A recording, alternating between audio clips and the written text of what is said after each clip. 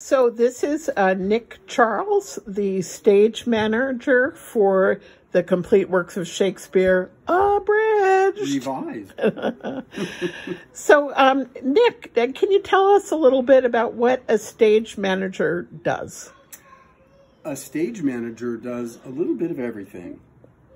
And what I mean by that is that sometimes you might have to make a piece of clothing, you might have to make a sound effect, you might have to paint something.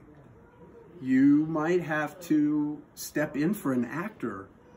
So you need to know all of the actors' dialogue. You need to know all of the sound cues, all the light cues, costume changes, anything that happens in the show. You need to know what it is and be versed in it so that at the last minute you can do it if you have to.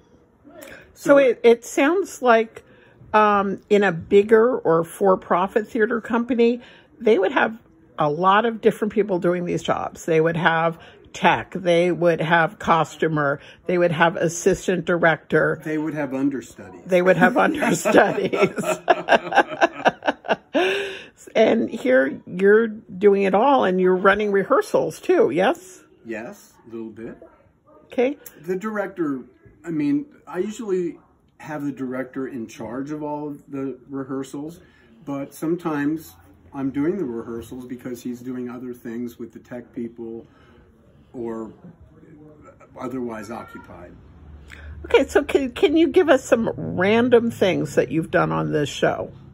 On this particular show? Yeah, on this particular show.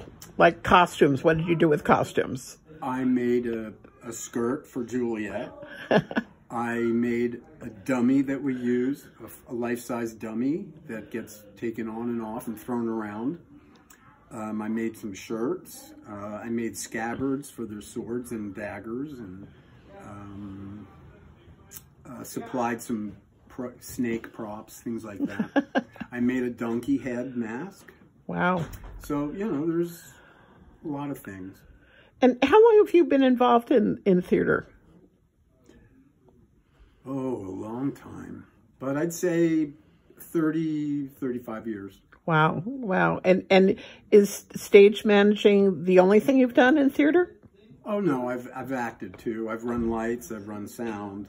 I've done a little bit of everything in theater. Now, I know that you said to me when I was asking your advice, because I was a total neophyte stage manager on our last show, you told me that it was your favorite position in the theater, which surprised me. So can you tell people why that is?